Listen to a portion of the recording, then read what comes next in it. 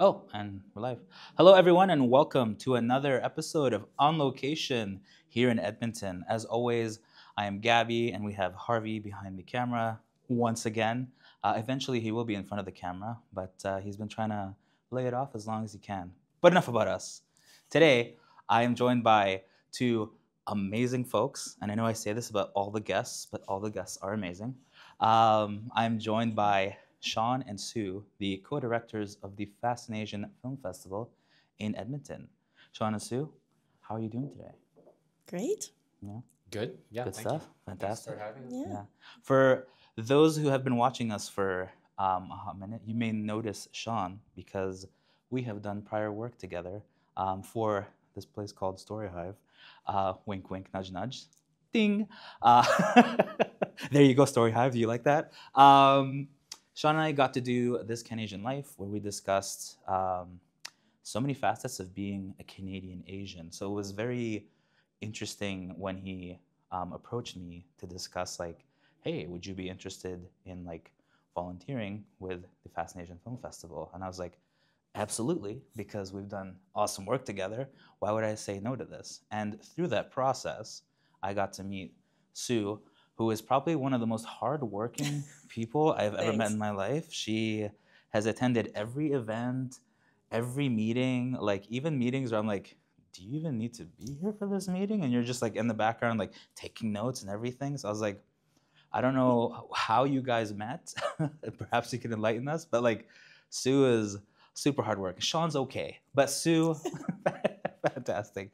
But can you folks let us know a little bit about the film festival and kind of like how the Edmonton, I want to say branch came to be? Because this festival, so the viewers know, it kind of began in Winnipeg.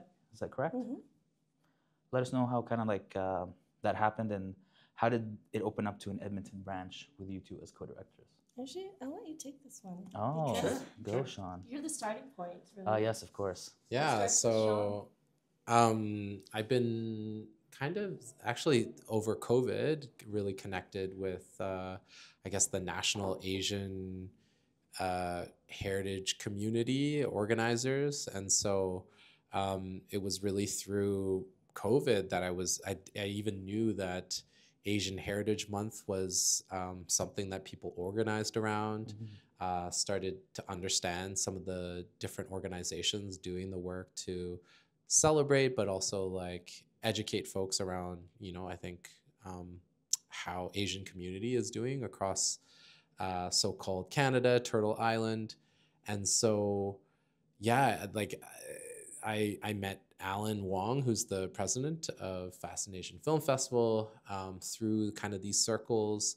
At that time, FascinAsian wasn't even started yet, but yeah, we just, kind of kept in touch, and I knew about FascinAsian starting soon after, and eventually, I think it was in the second year, I even submitted a short film that got selected in one of their festivals, and so in that second year, they were already expanded to Calgary. So I think that was in 2022. And so, yeah, Winnipeg and Calgary have been doing this since 2022. And for me, as like a filmmaker, I think it was really cool to see that there was a festival and a presentation space dedicated to supporting Asian filmmakers, like it felt really good submitting to that. And of course, like, I naturally was like, how can we do something like this in Edmonton? Mhm. So I think when it became kind of obvious that it was something that I was really interested in, it was about reaching out to the film festival and the nonprofit there to just say, hey, is there interest in expanding to Edmonton?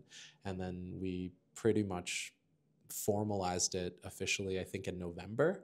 And so that's kind of how it all kind of got started. In November, we have, built a team, including yourself as one of the great volunteers. And we have, all these other great volunteers that wanted to see it happen. And so, you all are kind of the heart and the beating drum of how it motivates us all to like make this work. So yeah, that's kind of maybe a little. No, that's perfect. That's excellent. I would like to know personally, when in the list of like organizing the team did I come up? Was I like second? This is you're about like, Gabby? Yeah, this is No. about me now. No, Yeah, I'm you're taking. up there. Yeah. Sounds like we gotta have Gabby. Yeah. Well, it's really interesting because like you know, me and you go way back, and you know, we work together. So I think it was natural for me to think about you. I also think, you know, our scope is Pan-Asian, right? And so you know, you also stand out because you are someone that I think people in Canada, or so-called Canada, are not necessarily used to being like, you're Asian, you know what I mean? So I think the fact that we have this history doing a show called This Canadian Life, where, you know, I consider you as my Asian, you know, let's say cousin. Just a relative. Right. Twice like, removed, yeah. and also yeah, and also Okay. like the fact that FascinAsian does have a mandate to support Pan-Asian diaspora, it's very natural for me to be like, yeah, like, well, who outside of like the East Asian community, which, you know, I have many friends, obviously, being myself in that, like, identified in that community, to be like, well, you know, how do we make this like more inclusive for people that are, you know, like not entirely sure whether or not they're like in or outside of the Asian community in general, right? So I think that that definitely sticks out to me in terms of being like, Gabby, Yeah. let's That guy. collaborate again, but also like show you know, everyone in our community that we're actually, you know, beneath like the ethnic identification. Like, a lot of this has to do with, I think, things that we all in community are looking for, like a place to tell our stories, to feel safe, to find belonging, to support each other in all the different kind of stories and experiences that we do have. And so, you know, we definitely, I think, like, are very like-minded in that sense. And it's not necessarily to do with like our cultural upbringing per se, but it is with understanding that we are like always navigating kind of the, like, our voice in a place that underrepresents us, right? So yeah. Oh, beautiful answer. This person's he's very well trained. Am I? Was there a lot of ums and ahs in there? That's what I'm always like scared of, like, you know, I say you know a lot, I think. But I feel like if you don't have those, then I feel like you're too pro, and I'm almost like Too pro? distrusting. Oh, you know, no, like, no. You're bordering on like the like politically, like, just, you know, like you haven't a puppet? answered. Yeah, like you don't answer with a non-answer kind of thing. And yeah. Am I a real person? Yeah. Are any of us Sean's an real? AI. Oh, Yeah, speaking of which, this is very interesting. We are currently in it's called the Amy building. Yeah, so very beautiful building. So shout outs to those folks for letting us use their space. Oh my God. What? No. Yeah, I want to Jim. thank, Yeah, like, just- hey, yeah. it's always nice to have and create spaces like you said. Yeah. I wanted to kind of bring it back here and stop talking about Shawn and myself. Sue, I was just kind of wondering what kind of like your background was and how you got involved in FascinAsian Film Festival, and also like how did you two meet to become the co-directors? Yeah, you know, notice Shawn didn't tell that story because I was like on the bottom of the Oh, list, wow. right? You know, Gabby's Ooh. in. Who Yeah, else can yeah, I and get? it's finally like, I guess, yeah. Because So. I'm not here in the typical, I'm not a filmmaker. I've done digital storytelling for public programming. I'm a librarian, so I have a lot of different strengths to contribute in terms of community building, organizing, and supporting and amplifying underrepresented voices there. And as a librarian, you know, I love reading, but I also love movies and films and TV shows. I love storytelling in a lot of different formats as well. So we actually met at FOOS. So I think we really definitely have to have an event at FOOS, Double Dragon. It was just the first time I met Shawn. We are part of an online chat group, right? It's a Chinese diaspora group. Oh, wow. That my friend and former coworker, Amy, connected me to, because she's like, you need some Asian friends. Like we were talking and we get all like into our like memories and childhood. And I had like lived away for a while. I lived in Montreal, and then I came back to Edmonton. And so like my community was gone in that sense. So when I connected with Amy, she's just like letting me know about all these things happening. And I'm like, oh, I would really be into that. So she put me in this list. I saw Shawn in a couple of chats. Mm-hmm. Then we met actually over like film too, because Vicky was coming to town. Vicky's a filmmaker from Calgary, and it was really exciting because I've seen her videos and films, and I wanted to meet her. Mm-hmm. So actually, that's how we met for the first time, and Awesome. it felt like it was only a year ago, but I feel like I've known you for quite a while now. Like I know your family, I see them all the time. She knows where you live, your social security. I'm just kidding. Those kids grow up, see Yeah. me on all those meeting Yeah. calls, right? So, No, yeah. it's been great. Like I love being part of this community, and then I meet cool people like you, Gabby. Stop it, but Like continue. Yeah. I can't stop laughing whenever we're around. We just like it's not even work. Our festival Yes. is so much fun, right? Then we have Linda, who's just amazing, right? And Laura and Joselito. We have like a really good team working together. We could have stopped before Joselito, but that's okay. I'm just kidding. No, Joselito's fantastic. We just have a bit of a rivalry. I was going to say, with the team that you folks have kind of created, put together, I'm going to take it from what's been shared that both of you haven't done a film festival before. What was it like kind of in the beginning steps, and to the folks who are like considering doing their own film festival, getting into that and everything, like, was it quite an undertaking? Did you ever feel like, my gosh, this is like so much to ensure that Edmonton is well represented, we have a team, it all takes place, like, it felt like yesterday we were talking about it when it was like kind of in the conceptual phases, and now it's like, what, 2 months away, maybe 2 months or more from being like a reality and folks coming in. Like, what was that entire process like? How did you feel when you're like, oh my gosh, this is like, stop being paper and now it's becoming reality? We might have to circle back in May, Oh. right? When it happens and it hits us, right? It's amazing. It's great. Right? It'll be yeah. awesome. Future, past Yeah. Gabby's saying in the future, it's fantastic. We have a live question. Oh, do we actually? wow. And it kind of ties into what Gabby was just talking about. But how difficult is it to create, start, and run a film festival?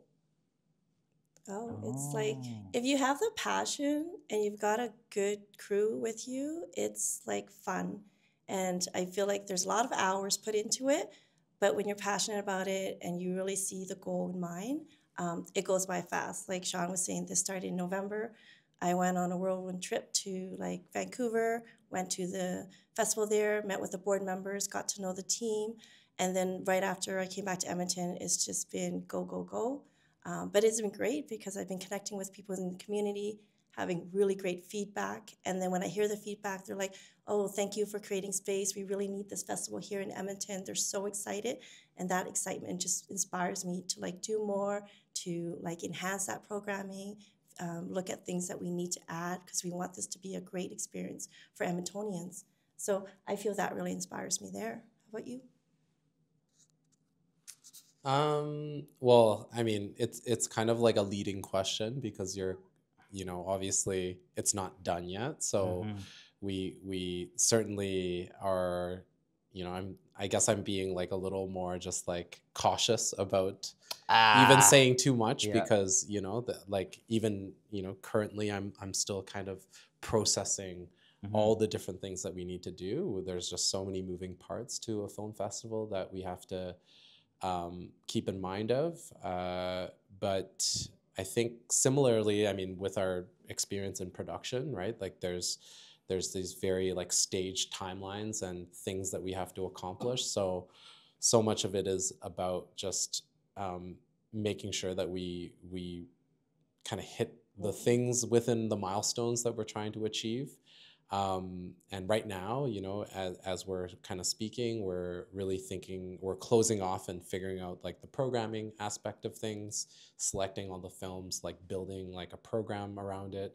And the other big piece of it is fundraising. And so, at the end of the day, like any kind of festival that you want to run, has a lot of, it leans a lot on having a good budget and like being able to find people and organizations and businesses to either, you know, get grants for them and or sponsorships and donations. So these are things that we're actively trying to think about, and things that I get a little, you know, anxious about leading up, because we certainly have, you know, a lot of things to kind of fill our shoes with. So yeah, like I could go on and on and on, because there's, you know, Please do, but we're no. just like midway between, but Yeah. hopefully that doesn't scare Yeah. some future people that are, you know, considering throwing like a film festival if they are.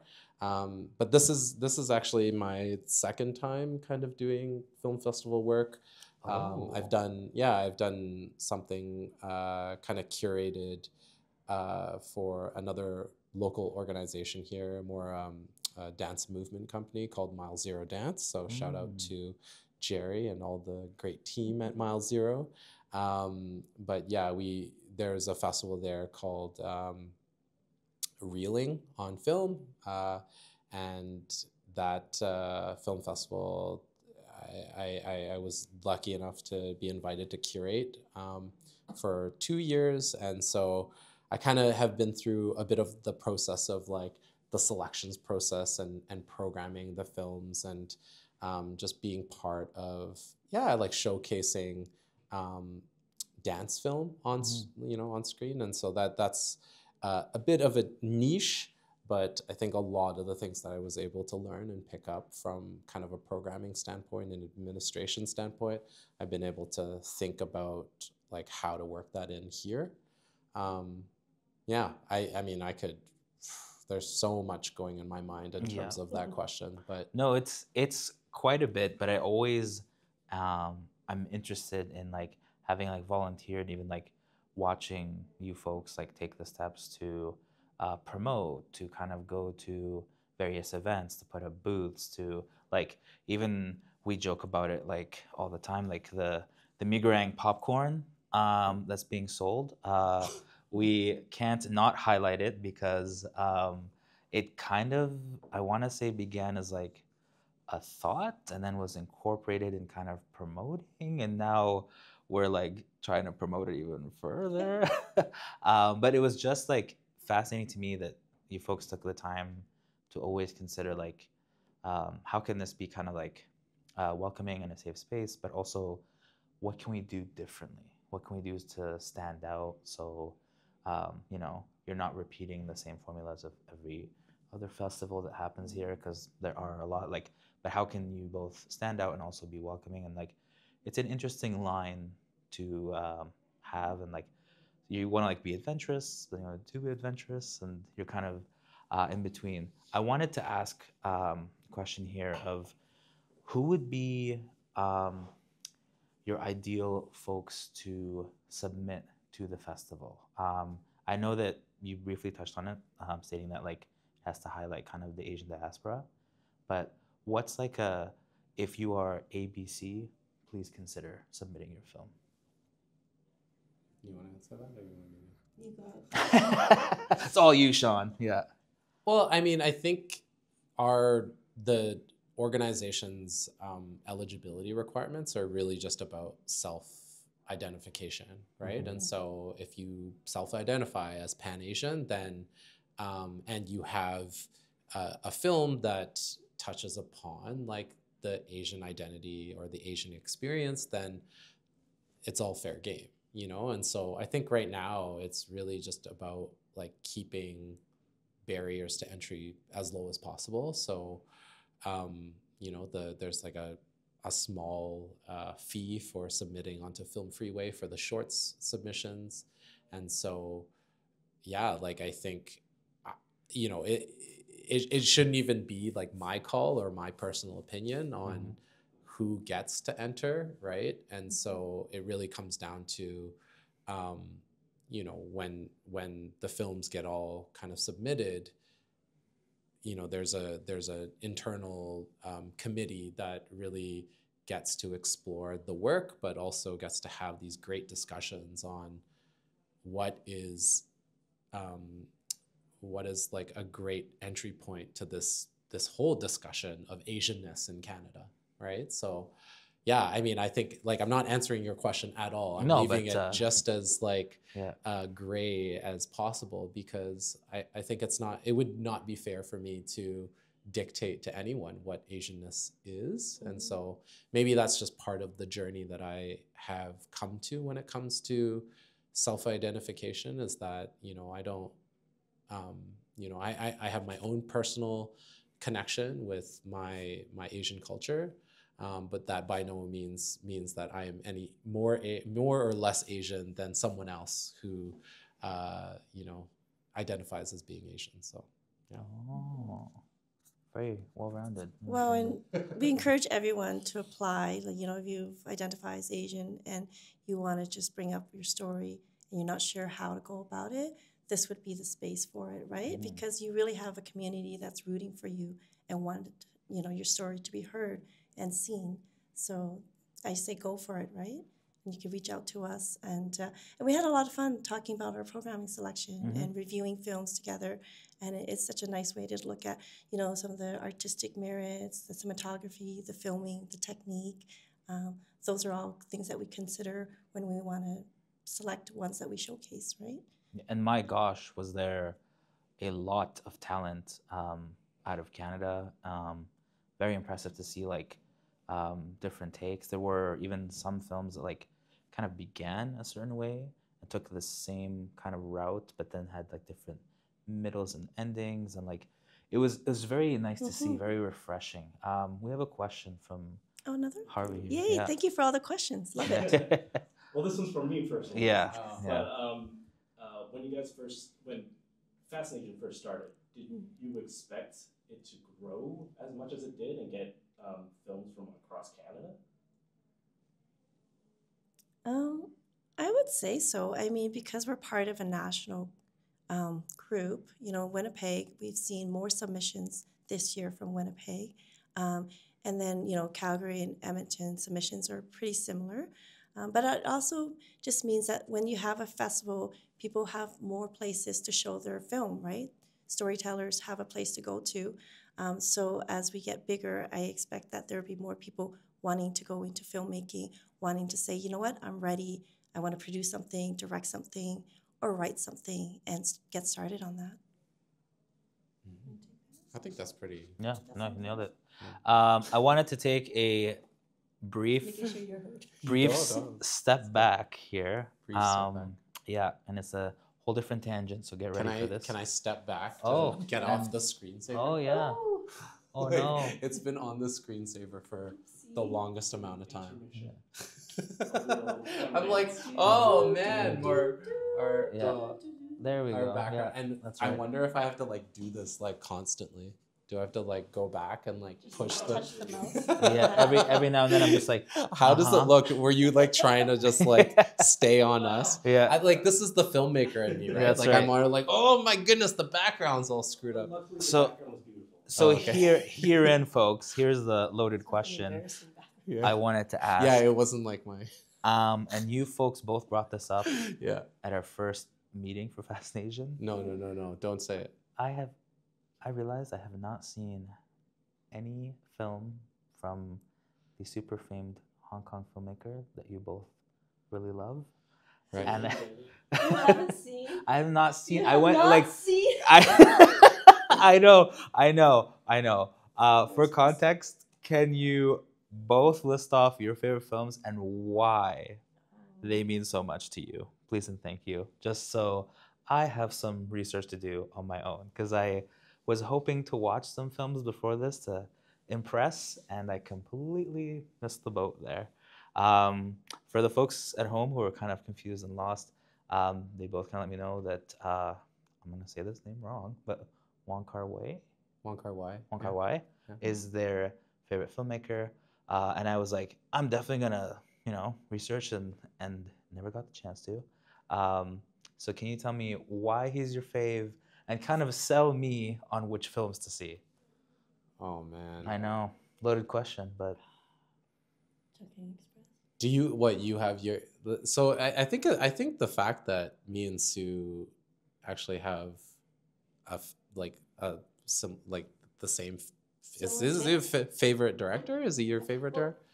like for Hong Kong movies, Yeah. he is absolutely my favorite. But I have to Yeah. say, I do love Ang Lee. Okay. I think Brokeback Mountain was beautiful. It was just this beautiful love story, and of course, it's filmed in Alberta, right? So there's that connection there. But yeah, I grew up on Hong Kong movies because, like, growing up, my family was very traditional. We were not allowed to watch Canadian film, TV, or American television, like Hollywood stuff. Oh wow. And it was so important to my mom. I think I was a little traumatized by this, but the first Asian film in the cinema playing at the time was The Last Emperor. Oh my gosh. So do you remember when that came out? Ye- It was brutal. Yeah. I was a kid. She's like, this is an Asian film. This is the first time you're going into a movie theater. So my first experience in a movie theater was to watch The Last Emperor. I was a kid. I watched scenes that no kid should probably have seen. Yeah, I don't think the rating for that movie is child friendly, but No. okay, I guess. But we Yeah. sat through it, and it was, to me, so there's the inspiration. To my mom, Asian representation is so important that my first movie experience had to be an Asian in that film. Okay. So in a way, it traumatized me, but it does inspire me to be like, yeah, why don't I see more Asians on the big screen? And then after that, I rarely seen that. So the ones that I do see were international, right? Like if I want to see Asians Okay. on screen, it was through Hong Kong movies because we used to go to the video store. But then I and have to rent follow up the VHS question tapes. with and watch eventually them. when you were able to So see I have to say it's hard North to pick American one content, where film, you're one like, director "Ugh, because I love like watching films. this and sucks I've compared probably to, binge or watched were too you many. like, oh my gosh, Then I have missed to out follow up on the question with so much of eventually like, when you were able to see A bit, North but American lately, content, like were you Past like, Lives, Mhm. that's just a beautiful like film. this Mhm. sucks compared I to, loved or it. were you like, The oh Farewell. my gosh, I missed out again, on there's Minari. so There's much been of some like really good Asian films coming up. a Bit, but lately, like That Past was- Lives Yes, is just Parasite a beautiful was- film. Mhm. So, amazing. If you loved it. haven't seen it, The let me tell you Farewell. that Again, there's was a roller Minari. coaster. There's been of some really good emotions for Asian me. films coming up. Parasite. And that also, was so I want to say, like, entertaining. yeah, Really you're right. loved Like, it. the representation now is Yeah. happening a lot more, whereas I feel you on that facet of like, it feels like it's Yeah. happening. Like, I'm happy that's happening now so much more with like, even like Squid Games, like, you know, where before, yeah, I'd be hard pressed to kind of mention a film that wasn't international, you know, that wasn't, you know, but that's awesome to know that that was kind of your your, your mom was the kind of catalyst that was like Asian filmmaking now, and then now you're like, now I'm promoting it and there's a festival. Shawn, what was your experience like? Your mom was kind of growing up. That was like very different now, and then now you're like, I think now I'm promoting I it had, and like, there's a festival. Shawn, what was your very, experience? like all the stuff that I would watch growing up very different. I think I had like a very like all the stuff that I would watch growing up with my parents would be very centered around like the Hong Kong experience. So that we had like there's a Hong Kong station TVB. There was always that kind of playing in the back. So a lot of news and a lot of Hong Kong soap operas. So I think, you know, people that grew up Cantonese, like they probably experienced a lot of TVB shows back in the day.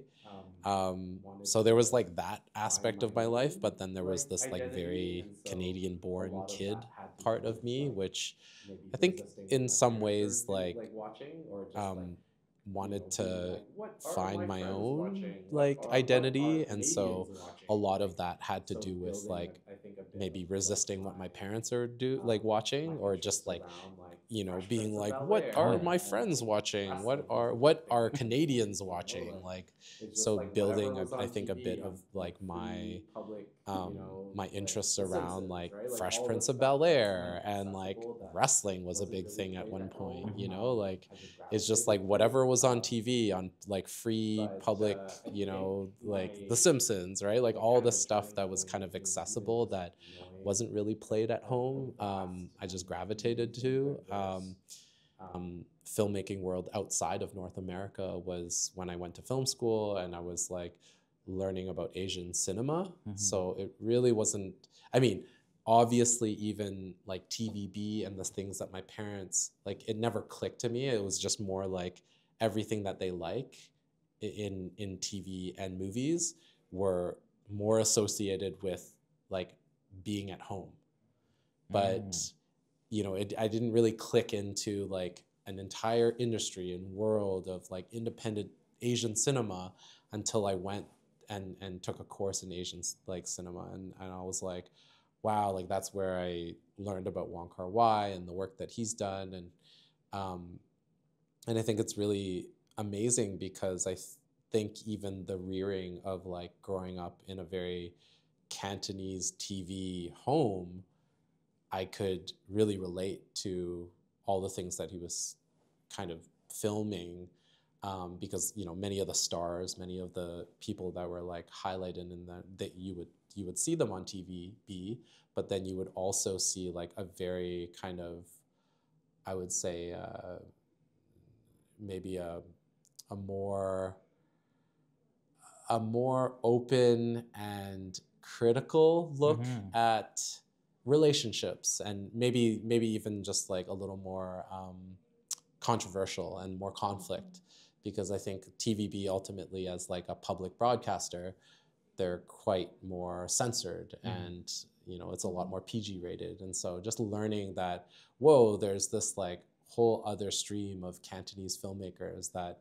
are kind of off the beaten path, or discussing things that are a little more critical or a little more open. Sometimes it's taboo. Or taboo, right? Like that really shook me a bit, because I think I grew up in, you know, a relatively conservative like household as well. Like, you know, my parents wanted to protect me from, you know, the evils of the world. Yeah, whatever, right? So I Yeah. do think, so it's really interesting to me, and it also is kind of like, oh, like maybe a bit like not traumatic, but like it gets me a bit, because clearly I don't reflect on this maybe nearly enough to unpack it all, but I am as we speak, and I hopefully You're welcome. Hopefully it's kind of, yeah, I know This it's, but free it's like, therapy oh, session, like, oh, yeah. like it's yeah, it hurts a bit, like. How old were you when you saw The Last Emperor? Well, no, the last that would have been later for sure. So thankfully, I wasn't like Good thrown studies. into, yeah, exactly. But yeah, I think, you know, kind of to Sue's point, like it is really, really cool that, you know, at whatever stage we kind of meet and see these kind of films, it keeps us connected. It keeps us kind of inspired that there's really just so many ways that we can kind of enter the cultural sector, or the cultural storytelling. And I mean, I think, yeah, it's also just really cool that us as co-directors have like similar tastes, and wonder how that's going to kind of all play out.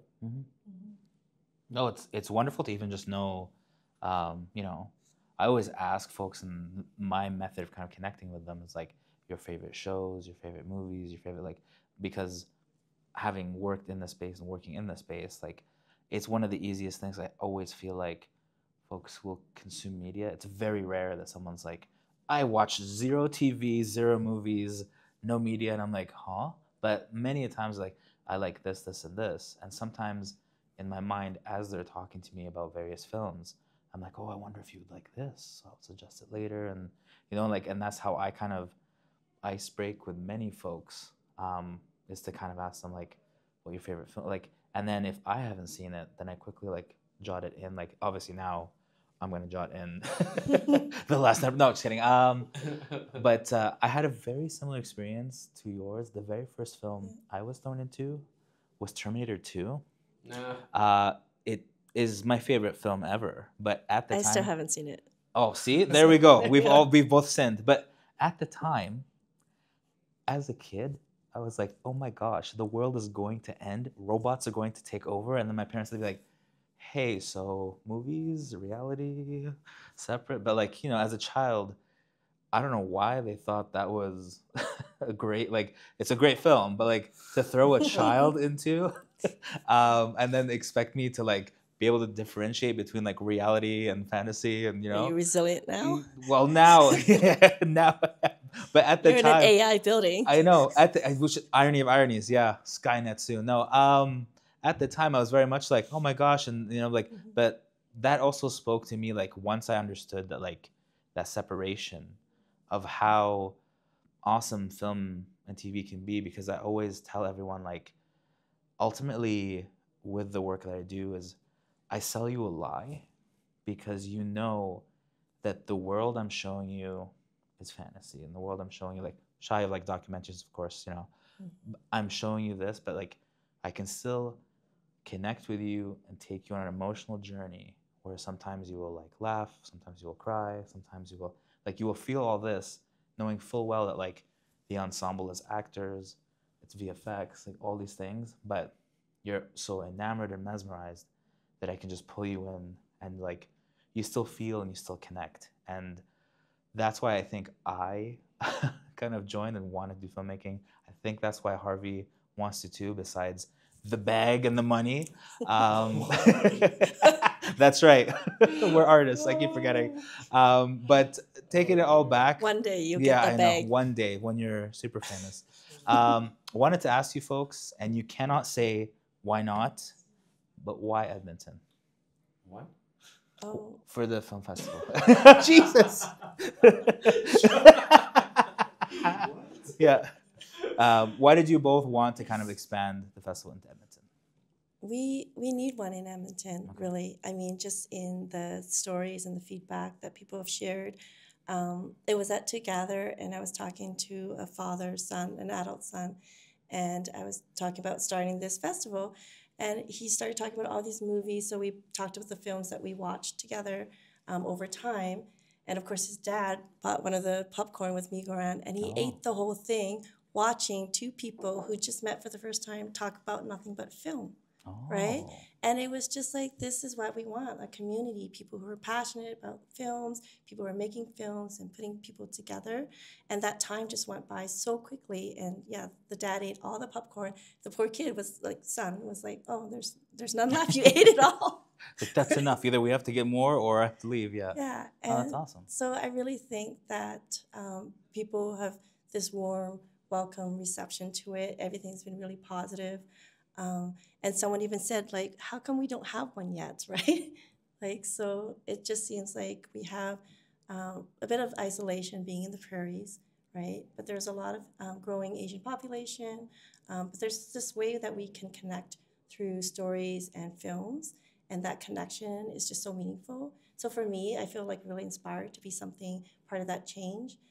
The other thing I feel like for the next generation, I want to see stories and interviews where actors, like, I went to film school first and not medical school first, and did this as a backup kind of a thing. I want people to feel like there is money, you can thrive as an artist, as a filmmaker, and choose your passion, and there's space for you to have that opportunity. So for me, that's why we definitely need this. Oh, that's awesome. Shawn? That was a great answer. Your huh was even better. No, my what? Yeah.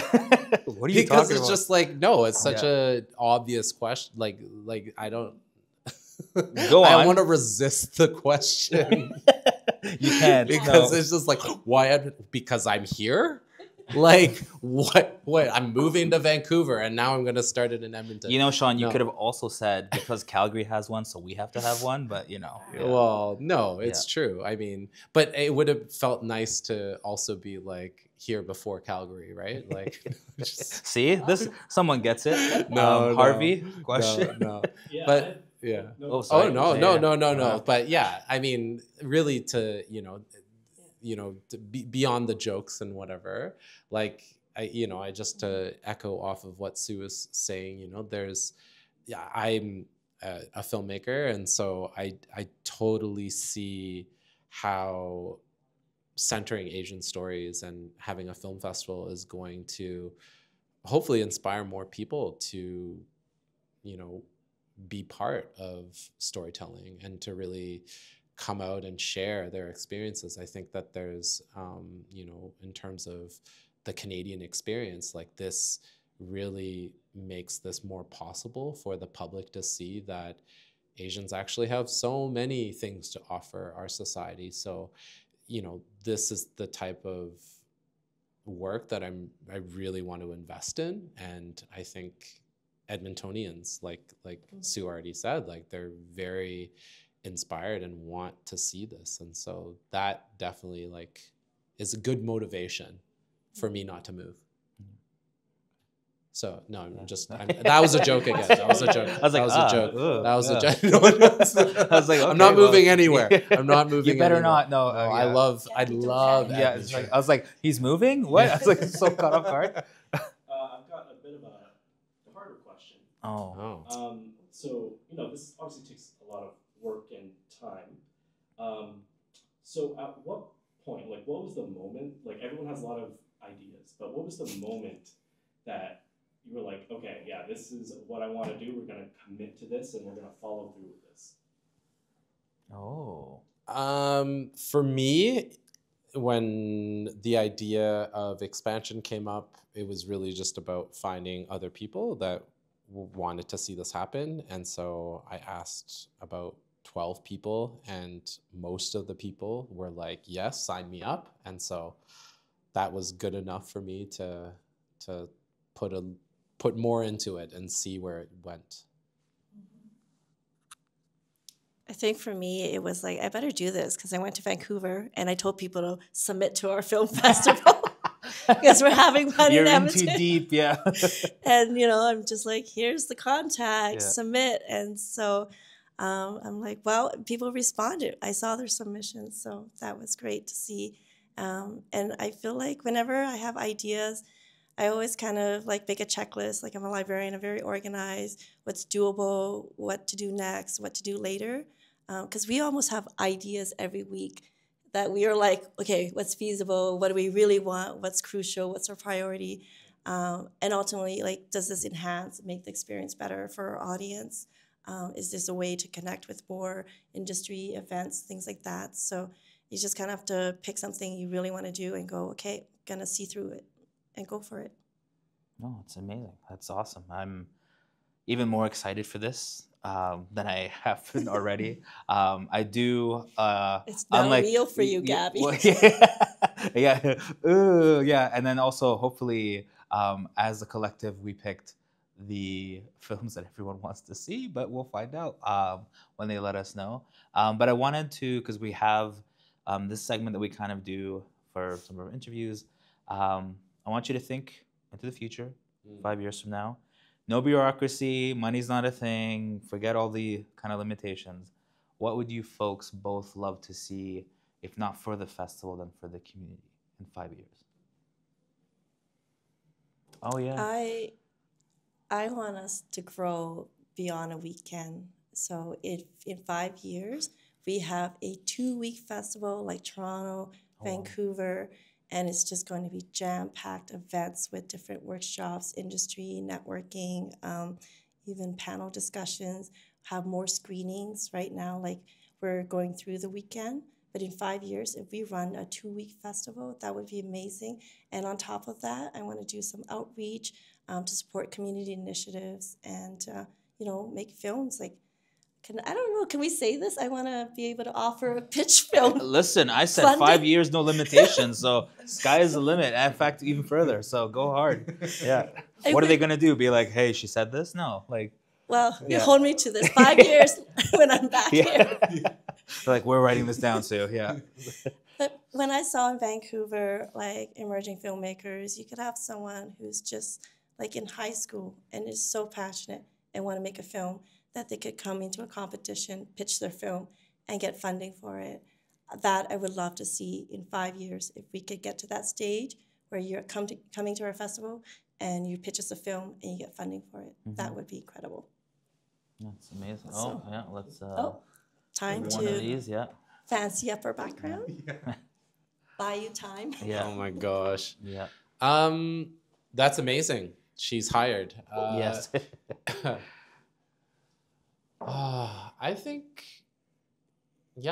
if we, in 5 years, it's already just part of Edmonton's like offerings in terms of like, have you been to FascinAsian? Like, I think if we just, it becomes part of like everyone's May schedule, that's what we would hope for, right? And that's just like the festival side of stuff, right?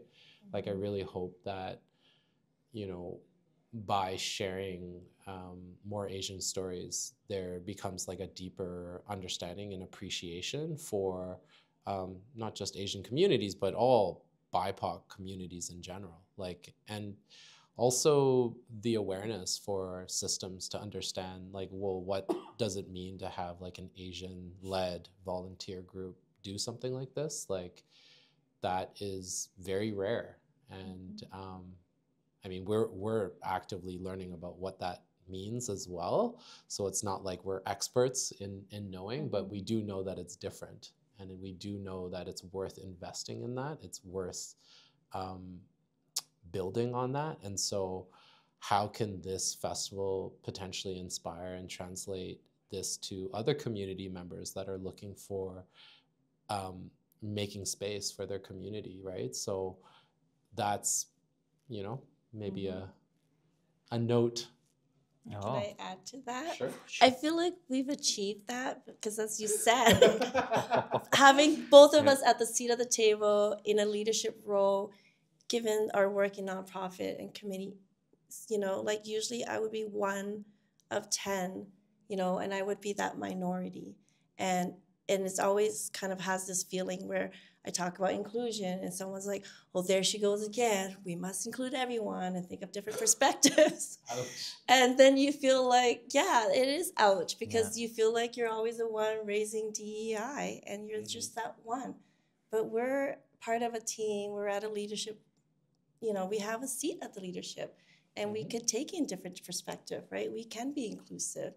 And our festival, you know, like you're already talking about BIPOC events, you know, like really building that community for filmmakers. You know, like we just want to be inclusive, and we have that from the beginning. And I see another question. Yeah. Oh. Yeah. So you know what? I'm asking like all these hard questions today. Yeah, how dare That's you? okay. On topic, you know, recently there's been a lot of sudden pushback against diversity. Now, as you know, FascinAsian, do you start feeling like a sense of responsibility to kind of lead something like this in Canada? To push back harder against the push. Right. Well, I feel like by bringing this festival to it, you know, and how we're running this festival with inclusive lens, we could kind of be that model. I'm not going to say how you can be inclusive, right? That is really tricky. But I do find that I've grown up over the years where you know, being first generation, it's more like, you know, wait your turn, right? Diversity includes, you know, whatever you want. You kind of have to wait your turn because there's only so much of the pie. And it's always like the smallest leftover pie, right? So you kind of grew up thinking that, you know, you don't want to push for change. You don't want to, you know, rock the boat. So I grew up with that, trying to stay safe, keep my head down. But I had enough of it. So I'm kind of feeling like I don't want that for the next generation. I don't want that for my children. I don't want them to keep their head down. I want them to be bold. I want them to say, you know what, this needs to change, and I'm going to be part of that change rather than suffer through the change. It's like, be that change, to take the action items. If you think you can do this, you have the capacity and the drive to, then go for it, make that change. And I think that's kind of why I'm here. I want to change the narrative here. This festival, we're building something really incredible, and there's that change there, right? So. No, I'll say we marched to the ledge tonight. No, yeah, Shawn, any thoughts? You know, I've always rocked the boat. You know, thank goodness for my parents. I mean, I think I've always been kind of a disturber, and so, you know, even within the arts, like I feel like it becomes part of the practice of, you know, the thing that you mentioned, Harvey, is it's a systemic thing, right? It's not something that is as scary as it might sound. It has a lot of implication to how people can behave, but at the end of the day, when I have people around me that I trust and I feel like we're on the same page, like that's actually what is all that matters, right? Is that really when you have a community that is backing you, like these systemic things will always swing. So we should not be scared about sticking to what we believe in and just going for it, because it doesn't matter what the policy tells. Like that just means that we are still behaving within like the system and what the system's telling us what we can and cannot do. And so let's try to be thinking about who we're around, what we want to change, and then that is going to ultimately be how the system will change to work for us. And so, yeah, that's just all noise. And FascinAsian's doing, you know, some really amazing work. Yeah, thanks to Sue. Fun. Shawn and Gabby. Oh, stop, but continue. I was going to say one question that I kind of had. I think I know the answer to this, but so the folks at home. Okay, we'll leave Okay, all right. We'll let you Relax. handle the rest. Relax. Is the festival, the festivals, actually, I should say, run at different times throughout May. You have your Winnipeg, Calgary, Edmonton. Can folks expect different kind of programming per festival? Are they kind of, I don't say the same, but like universally similar if you went to like Winnipeg, Calgary, Edmonton? Or is there going to be differences, like if I, hop down to Calgary, hop back up to Edmonton? What can they kind of expect there for programming? Well, will be different vibes for sure. Yeah, we're better. No, I'm just kidding. Yo, meet Connor McDavid. You were starting to make real huge promises here. Yeah. The entire Oilers team will sign you. No. Yeah, like what can they? Are they going to be different? And are they kind of going to show? And I would imagine that they would, like local programming for each one. What's that kind of like? Well, we will have local programming for each one. I think the venues are different. The experience will be different. They're all great. I definitely say, like, go to all three, and then you can kind of see which one, you really gravitate towards more. So, yeah. I didn't say anything. Yeah. But yeah, it's just really nice because we work together to also have a greater reach, too. So definitely, drive to Calgary, come back to Edmonton, watch some of our programs. We're going to have different programming as well. Yeah, actually, I'll let you talk more about the programming. Yeah, I mean, I think Sue pretty much answered that. Like, every city has different spaces to offer. The cinemas are going to have a different experience. The community, different guests, especially like the local guests. So, we'll have some films that are selected from Edmonton. And so the likelihood of them being in Edmonton is obviously going to be great. So, if you want to witness and be part of the local Edmonton film scene, then, it makes sense to want to kind of gather and participate and hear what's going on, because it is going to be, although we are all prairie cities, we have a different kind of culture and vibe and thing that's going on here. So I think that's pretty exciting, even for like us as like organizers, to like get into the weeds of even the organizing. We kind of already know that there's differing opinions and differing cultures. So it really kind of is a great representation to all Asians are not the same, like even in the different prairie cities, right? So that's fantastic, right? Like we are literally doing the work when it comes to really understanding the diversity and the diasporic experience. Awesome. No, that's fantastic. Before we kind of wrap it up here, because that's been an hour, I know it's been so fun. Wow, It just we did it. it just passed by. I know. Say no more. I wanted to give you folks kind of I want to say stage to share with us where can folks follow you. What are you kind of up to next? Please assume that this is probably going to be like it's live now, but it's going to air on TELUS in a few weeks. So when you answer, obviously don't say like I'm doing this tomorrow. But yeah, like where can we follow you on socials? Are you going to be at any other kind of events to promote? And then when does the festival take place and where? Well, you could follow us on Instagram at FascinAsian Edmonton. You can check out our website, fascination.ca. Oh, that was the easy one. Yeah. Go on, Shawn. Yeah. We'll have leading right up until May, like different types of campaigns and things, maybe even events to look out for. So, following us on Instagram is probably the easiest way for you to know what's kind of happening in community.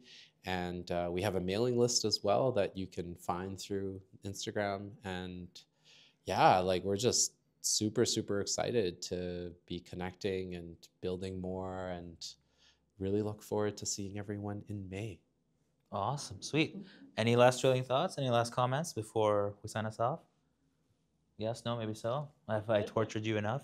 3 more minutes. Yeah. Do I actually have 3 more Anything minutes? last Yeah. Well, follow us. Follow us on our Instagram. Go to our website. And for pop-ups, like we try to support other community events too, in the filmmaking. So definitely, come out. Do we want to talk about John Humphrey's event? Yeah, there's one coming up. Oh yeah, for that you're more involved in. Do you want? Well, we just want to go support them. Yes. Yeah, they're doing a youth programming for the March 21st, 22nd weekend. Then they have a film screening as well. So go to John Humphrey website as well and check out some of their events. awesome. No, I want to say that you have both been awesome, entertaining. Hopefully, I didn't, throw you around too much with the questions and what was being asked. Toss us around. It's your show. That's right. Thank you for reminding me. No. But as always, you folks are wonderful. I'm very excited, so excited for this. In fact, that I've volunteered for it, as I've said, and even that entire process has been fantastic and phenomenal. So with that, I really hope that this festival is a humongous success. I feel like it will be. And this has been On Location with Gabby and Harvey. And today I was... 2 more minutes. What?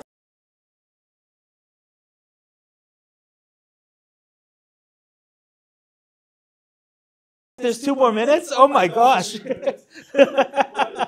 Your countdown. Yeah. Needs work. I thought you were like, you're rambling. Wrap Does up. that not look like That you're was a rambling? wrap up. Is this gonna be in the final? Yeah. Oh my gosh. Yeah. Because the review comes so fast, and now you're at the end. It's like, oh. Yeah. No. Come to our festival. Yeah. No. And Show up May. May 9th to the 11th, 2025. I don't know why I'm promoting it instead of you two, but that's okay. But Cut us off. Yeah. But I am going to close this up, and I'm going to say thank you, folks, for joining us. This has been On Location with Gabby and Harvey, and our awesome guests, Su and Shawn. Thank you for joining us. And Thank you. thank you. It was fun. Of course, our pleasure. But in the meantime, we'll catch you folks next time.